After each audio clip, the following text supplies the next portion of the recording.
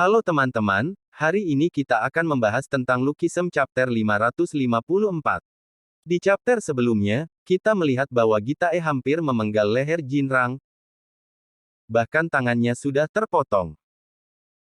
Tapi tiba-tiba, muncul sosok yang seolah seperti penyelamat, Kim Gim-yung, yang datang dengan tenang sambil tersenyum. Ia berkata, apakah saat berbicara dengan adik sendiri, kau masih harus memegang kapak itu di tanganmu, kakak? Mendengar itu, Gitae pun melepaskan cengkeramannya, namun masih memegang tangan Jinrang dengan satu tangan, dan kapak di tangan lainnya. Ia kemudian mendekat dan memeluk Kim Gim-yung sambil berkata, adikku, kenapa kau bisa ada di sini?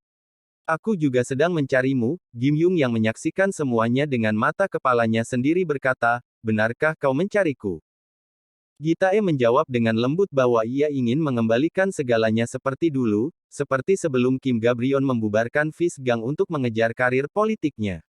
Menurut Gitae, Kim Gabrion telah membuat keputusan yang salah demi ambisi politik dan romantisisme yang berlebihan. Saat Gitae berbicara, Hyung Seok berusaha menghentikan pendarahan Jinrang dengan membalut lukanya. Di sisi lain, Gitae terus berbicara kepada Kim Gim-yung bahwa Gabrion seharusnya memilih kekuasaan, bukan politik. Ia seharusnya memimpin negara ini, bahkan seluruh Jepang.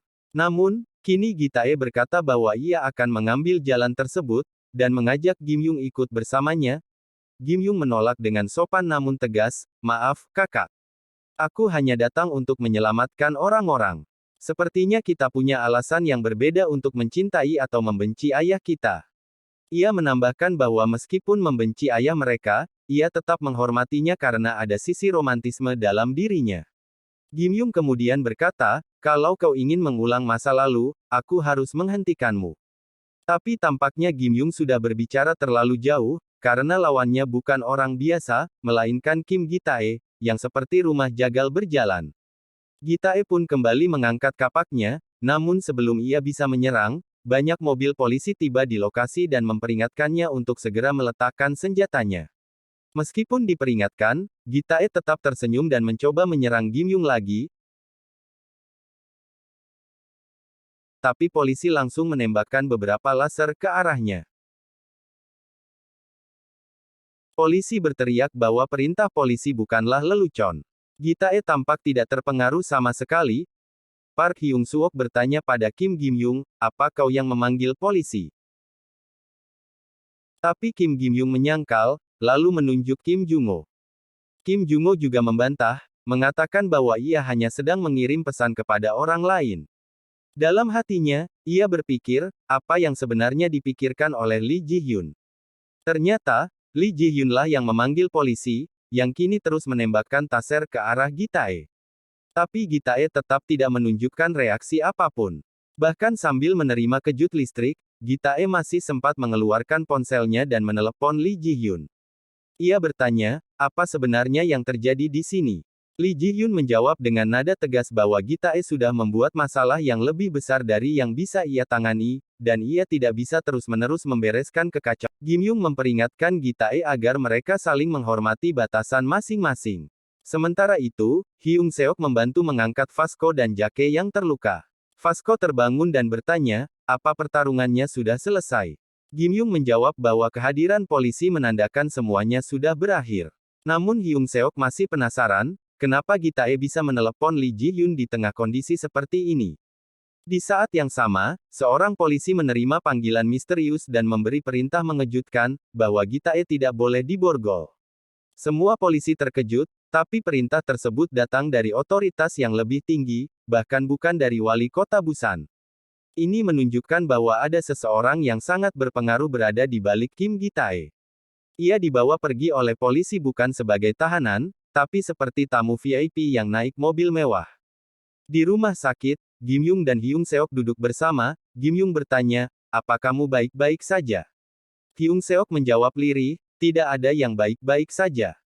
Hyung Seok merasa sangat lemah dan menyalahkan dirinya sendiri.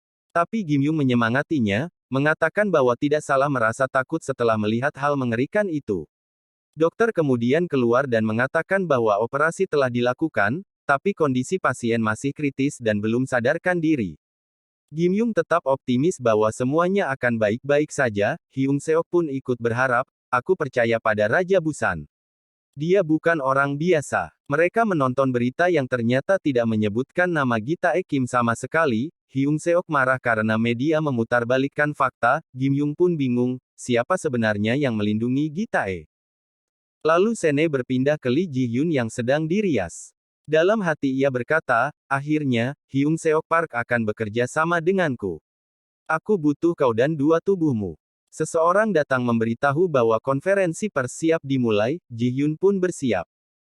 Lee Ji Hyun yang dikenal sebagai pahlawan, mantan selebriti besar, akan mengumumkan sesuatu yang mengejutkan. Ia berkata, halo semuanya, saya Kang Dakyom. Hari ini saya akan mengungkap sesuatu yang sangat mengejutkan. Dalam hatinya, ia berpikir bahwa semuanya akan berubah mulai sekarang. Dan itulah akhir dari Lukisan chapter 554.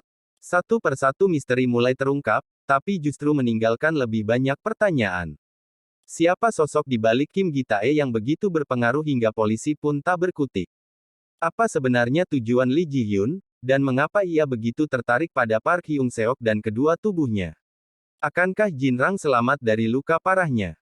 Dan, apa yang akan diungkapkan oleh Kang Daegu dalam konferensi persnya yang mengejutkan? Kisah ini jelas belum berakhir, justru baru saja memasuki babak yang lebih gelap dan rumit. Nantikan kelanjutannya, dan jangan lupa untuk like, komen, dan subscribe agar tidak ketinggalan pembahasan chapter berikutnya. Sampai jumpa di video selanjutnya.